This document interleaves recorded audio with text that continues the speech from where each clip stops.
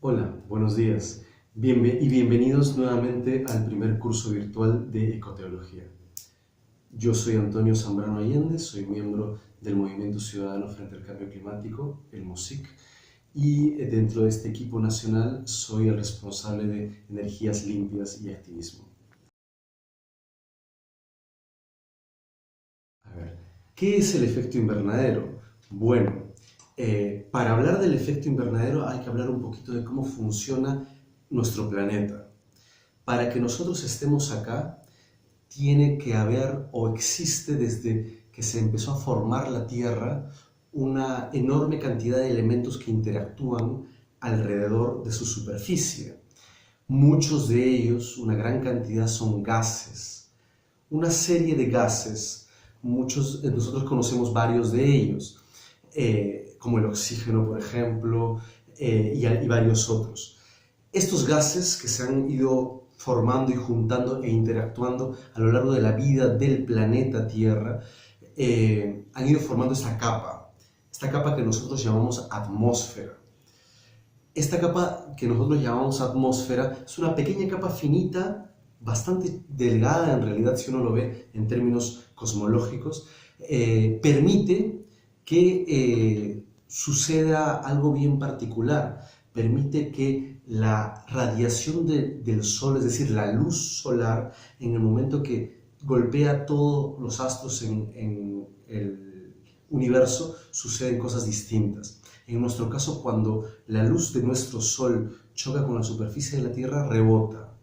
Pero esta capa, de una multiplicidad muy grande de gases, interactúa con la luz, interactúa con esto que también se puede denominar radiación solar. El efecto invernadero sucede en este momento, en el que la luz atraviesa y penetra toda la atmósfera y choca con las diferentes superficies de la Tierra y rebota. Mientras penetra, toca la superficie y rebota, suceden diferentes interacciones. Hay una serie de gases que en esta interacción reaccionan, hacen cosas. El principal gas que reacciona ante esto, o la principal molécula que reacciona ante esto, es el CO2. Pero así como el CO2 existe el metano, el óxido nitroso, el vapor de agua y varios otros gases. ¿Qué hacen? Lo que hacen es capturar el calor, una parte de la radiación que al ser acumulada e interactuar con la molécula, vibra y genera y acumula calor. Entonces, este calor es lo que permite que nuestra superficie de la Tierra no sea como la superficie de la Luna, que almacene, conserve calor y mantenga la temperatura constante del planeta en alrededor de 13.5 grados centígrados, lo que permite que haya vida. Gracias a este efecto invernadero que tienen estos gases y el equilibrio que ha existido durante millones de años, ha permitido que la vida se genere. Este efecto invernadero es como justamente hace alusión a estas casitas, a veces de plástico, de diferentes materiales, que hacen a veces para los pollitos o para las plantas, para aislar y mantener el calor, evitar que salga. Estos gases hacen lo mismo, capturan el calor que viene con la radiación del Sol y evita que salgan de la atmósfera del planeta Tierra.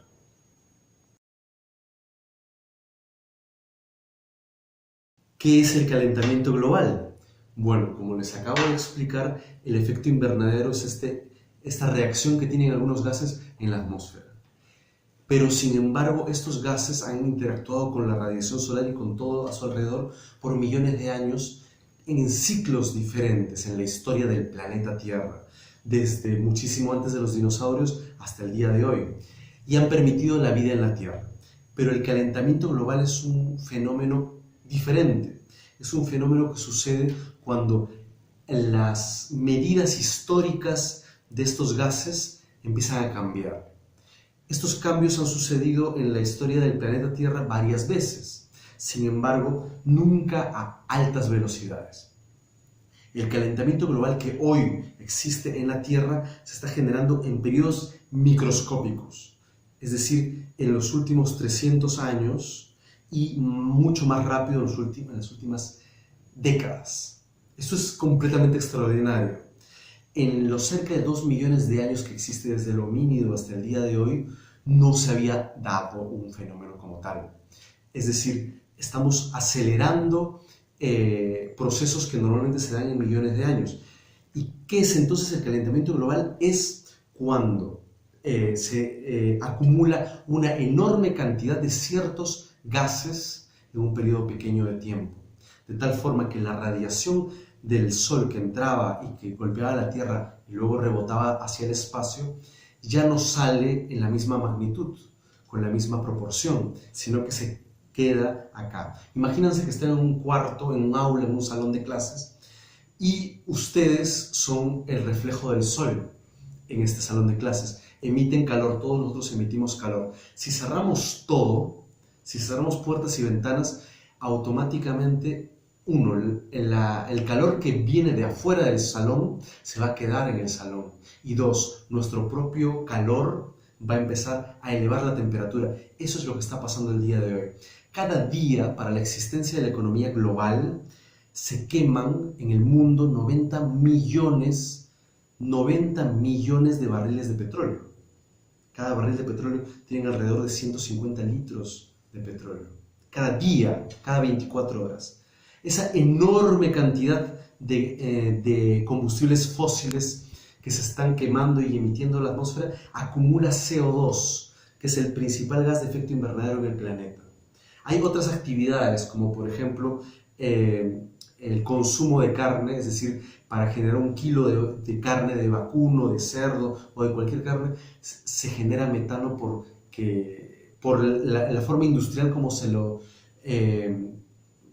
produce, pero también por una infinidad de elementos alrededor, genera metano. El metano también es otro gas que emitido al aire, a la atmósfera, acumula calor. Entonces, todos estos elementos, junto con procesos industriales que generan óxido nitroso, en las últimas décadas, en realidad 2 siglos y medio, 3 siglos, ha acumulado una enorme cantidad de este gas que en la atmósfera se interactúa bastante bien con los océanos y con los bosques. Entonces se mantiene en estabilidad. Hoy el calentamiento global es la inestabilidad o la excesiva emisión de estos gases en la atmósfera, que están elevando en este momento en alrededor de 1 a 1.2 grados centígrados la temperatura promedio del planeta. No es la temperatura de hoy en comparación con mañana, ni de este verano en comparación con el invierno. Es la temperatura histórica que tenía el planeta en todas las partes del mundo. Es decir, si nosotros comparamos la temperatura de hoy día, abril, mayo o junio del 2019, con el abril, mayo o junio del 2009 o el 99, vamos a ver estas variaciones históricas que cambia el comportamiento y afecta profundamente los ecosistemas.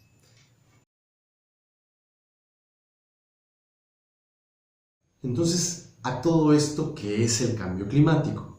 Bueno, el cambio climático viene a ser la modificación de los patrones del clima, es decir, de cómo nosotros conocemos el clima en los periodos de tiempo largos en los que la climatología los va analizando.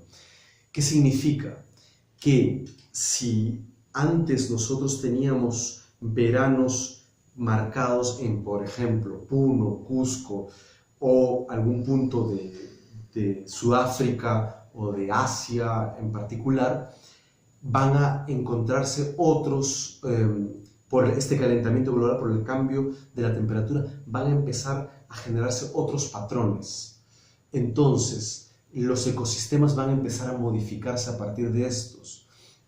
El cambio climático tiene una gran serie de características, pero entre ellas está la intensificación de fenómenos extremos. Eso es quizá el gran rockstar del cambio climático, lo que es más fácil de ver, que hay los fenómenos extremos como sequías, como lluvias torrenciales, como huracanes, como incendios forestales, qué sé yo, y una gran cantidad en realidad de fenómenos extremos los vemos en periodos de tiempo mucho más breves incluso ahí hay que mencionar con mucho hincapié el fenómeno del Niño, que se generan en periodos mucho más breves y se intensifican, es decir, son mucho más fuertes.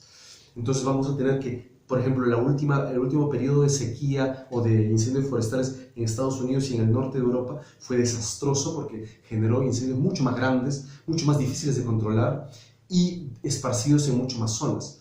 Como acá el fenómeno del Niño fue particular, fue el Niño costero, fue intenso. Y así como existen este tipo de casos, también existen otras manifestaciones del cambio climático. Pero, sin embargo, todos ellos lo que nos dicen es que el planeta Tierra, como un cuerpo humano, como esta casa común, que como dice Francisco y varios otros líderes en el mundo, tiene fiebre. Entonces, imagínense ustedes que ustedes son el planeta Tierra. Nuestra temperatura promedio es entre 37 y 38 grados. Imaginemos que es 37.5.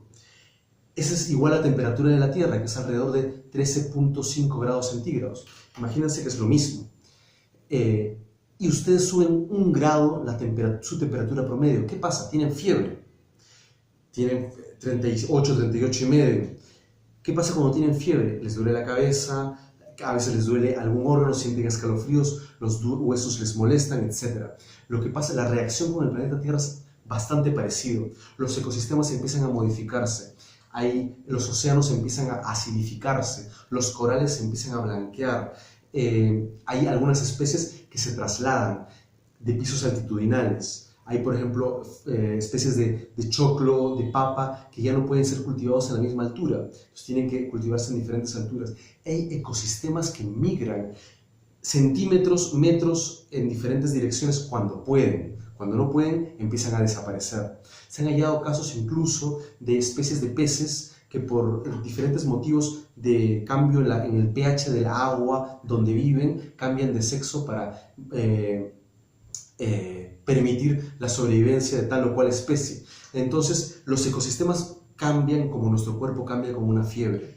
Y sabemos hasta dónde puede cambiar y hasta dónde puede tolerarse hasta el 1.5 grados de temperatura de la modificación histórica del planeta. O sea, cuando superemos el 1.5 grados de elevación de esa temperatura promedio en cualquier parte del planeta, no sabemos qué vaya a pasar. Por eso se presumen que una gran cantidad de ecosistemas van a empezar a colapsar, incluyendo ecosistemas muy cercanos a nosotros. Entonces, el cambio climático es una amenaza, es un reto para la humanidad, pero es un fenómeno anclado en algo que se llama, es un fenómeno antropogénico, es decir, anclado en responsabilidades de lo que hemos estado haciendo en los últimos siglos como seres humanos, fundamentalmente en la quema de los combustibles fósiles y en nuestra relación adictiva con la energía. Entonces, el fenómeno del cambio climático es sumamente complejo. El calentamiento global como fenómeno de elevación de la temperatura del planeta es parte de lo que está sucediendo dentro de este macrofenómeno del calentamiento global. Pero hay una multiplicidad de otros temas dentro de esta discusión y justamente a eso vamos a entrar. ¿Cómo se manifiesta en el mundo? Bueno, hay una serie de diferentes afectaciones o impactos del cambio climático en el planeta. Yo voy a mencionar apenas 4 o 6 de las más importantes. El cambio climático en principio afecta la agricultura, es el primer o el más cercano impacto que tiene el cambio climático en nuestras vidas. ¿Por qué? Porque cambia las condiciones en las que las plantas se reproducen y crecen. Entonces, en nuestro país en particular, el cambio climático afecta 3 productos o 3 alimentos muy presentes en nuestra alimentación cotidiana: la papa, el maíz y el arroz. ¿Por qué? Porque modifica sus ecosistemas, o sea, donde normalmente se reproduce, pero también porque permite que ciertos vectores de enfermedades o ciertos insectos, hongos y diferentes enfermedades que afectan estos cultivos se reproducen con mayor facilidad, ¿no? Por ejemplo, el día de hoy existe en el sur andino enfermedades como el pucaponcho, que modifica o prácticamente destruye los choclos, o hongos que empiezan a afectar y reproducirse en una mayor cantidad que afectan el maíz, la papa y así, que afectan numerosos cultivos. Entonces, la primera afectación o la primera manifestación del cambio climático es en la afectación hacia los cultivos. La segunda es en la modificación de los ecosistemas, y es que todo ecosistema en el planeta tiene algo que se llama resiliencia a diferentes modificaciones o impactos humanos que puedan tener, pero también ciertas resistencias al cambio del clima. Es decir, si en espacios como los bosques amazónicos empiezan a tener continuos periodos de friaje de descenso de la temperatura o elevación de temperaturas por encima de lo soportable, los ecosistemas empiezan a variar y muchos de ellos empiezan a colapsar.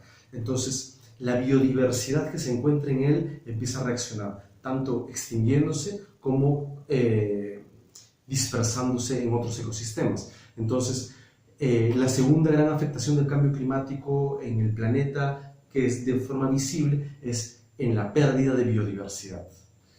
La pérdida de biodiversidad es un factor también sumamente importante. El tercer gran factor o tercer gran manifestación es en la salud humana. Y justamente la Organización Mundial de la Salud el día de hoy está investigando y generando mucha documentación al respecto. Podemos esto dividirlo en dos. Por un lado, la enorme cantidad de emisiones de gases de efecto invernadero daña al ser humano en diferentes elementos, tanto en la respiración, como nosotros podemos imaginar, en ciudades profundamente contaminadas como Lima, pero también como muchas otras, genera problemas respiratorios, pero también una serie de enfermedades que empiezan a asociarse, enfermedades neurológicas que afectan el sistema nervioso, pero también una serie de enfermedades que en realidad el día de hoy están en estudio. Se dice, por datos de la OMS, que alrededor de 7 millones de personas en el mundo mueren cada año por respirar estos gases de efecto invernadero. Alrededor de 140.000 se encontrarían en América Latina, aparentemente, que cada año mueren, pero al mismo tiempo hay muchísimas otras personas que sufren estas enfermedades, como el asma, que es muy común en nuestro entorno. Entonces, además de la agricultura, la biodiversidad y la salud, hay otros, por lo menos 2 o 3 impactos claros. El cuarto sería el agua. El recurso hídrico empieza a escasear. Y un dato sumamente importante es que en el Perú, que es el país que tiene el 70% de los glaciares tropicales del planeta y una buena proporción del agua dulce del mundo, están estos glaciares, estas fuentes congeladas de agua que cada verano se derriten y alimentan nuestros ríos, están desapareciendo. En los últimos 50 años hemos perdido el 56% del agua contenida en estos glaciares. Y el problema no es que el agua desaparezca en sí misma, es que el acceso al agua ya no es el mismo y el agua dulce ya no está contenida en esos espacios. Entonces, el agua que se derrite acá, que ya no está contenida, está en los océanos, está en el vapor de agua, en cualquier lugar, que ya es de mucho más difícil acceso humano. Entonces, efectivamente, genera algo que se llama estrés hídrico. Alrededor del 20% del agua de Lima ya es trasvasado de ríos que antes iban a la cuenca amazónica o la cuenca atlántica. Entonces, Lima, como muchas otras ciudades en el país, cada vez están teniendo menos acceso al agua, ¿no? Y no hay que olvidar que solamente en la capital hay cerca de 1,5 millones de personas que no tienen acceso al alcantarillado, o sea, al agua saneada. Entonces, efectivamente, este cuarto o quinto impacto es sumamente grave, sumamente importante en Lima, en el Perú y en el mundo.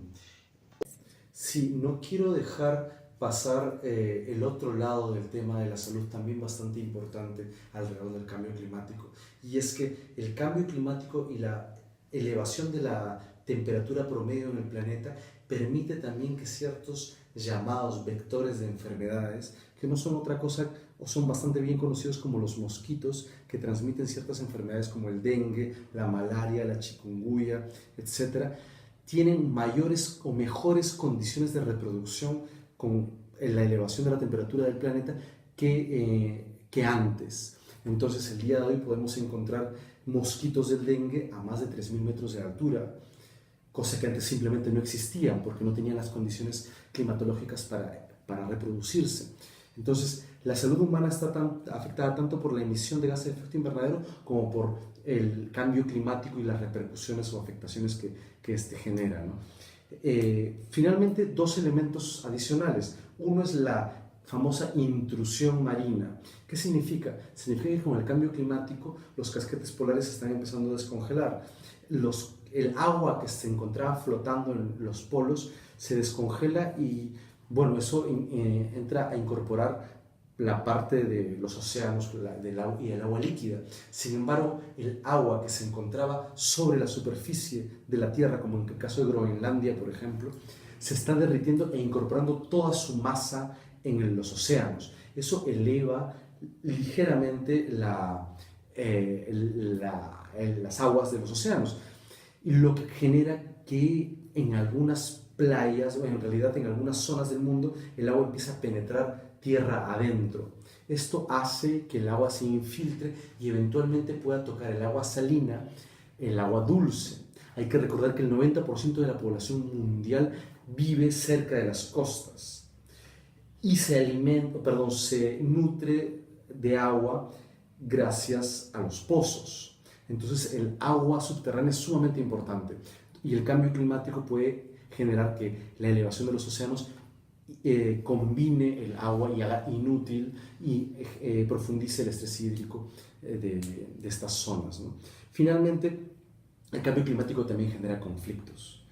La misma lucha por estos recursos que empiezan a escasear van a generar lo que se denomina en el día de hoy las guerras por los recursos o las futuras guerras por agua, que algunos futurólogos empiezan a mencionar con bastante frecuencia. Pero no solo eso, hoy ya, y el último informe de migraciones en el mundo ya registra las migraciones climáticas, es decir, millones de personas en el mundo empiezan a dejarlo todo por diferentes tipos de fenómenos extremos, como sequías permanentes o tornados o incendios. Hay millones de personas en el mundo y justamente dentro de las 5 grandes áreas de migración interna que existen en el planeta, la cuenca amazónica es una de ellas. Y nosotros sabemos en el Perú que una fuerte cantidad de personas dentro de nuestros territorios están yendo a hacer agricultura migratoria en la Amazonía peruana y vemos el fenómeno expresado en diferentes lugares del país. Entonces, estas afectaciones son las formas como se expresa el cambio climático el día de hoy en el mundo y en particular en el territorio peruano.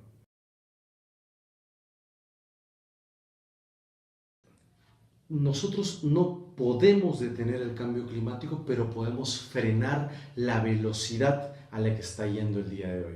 Existe algo que se llama la línea roja. Esta línea roja de 1.5 grados es justamente lo que el Acuerdo de París, este documento que ha sido firmado por casi todos los países del planeta, ha dicho que se comprometen en no pasar esta línea roja. Entonces, ¿qué podemos hacer? Podemos reducir drásticamente la emisión de gases de efecto invernadero, es decir, podemos detener nuestro consumo, nuestra quema de combustibles fósiles, es decir, de petróleo y de gas natural. No hay que olvidar que el gas natural es fundamentalmente metano, casi 90% metano, y este metano tiene una capacidad de absorber el calor casi 40 veces más fuerte que el CO2. Es decir, si liberamos un poquito de este metano a la atmósfera, es mucho más perjudicial que el CO2 convencional. Entonces, ¿qué podemos hacer?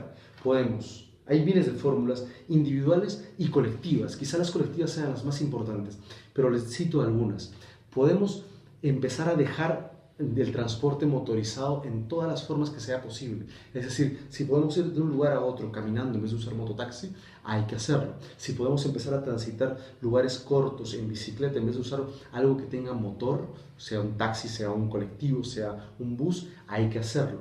Cada uno de nuestros viajes aporta un poquito de CO2 que va a estar en el aire por cientos o miles de años, que no hay fórmula de fijarlo al piso hoy que sea rápida y que no genere el colapso próximo.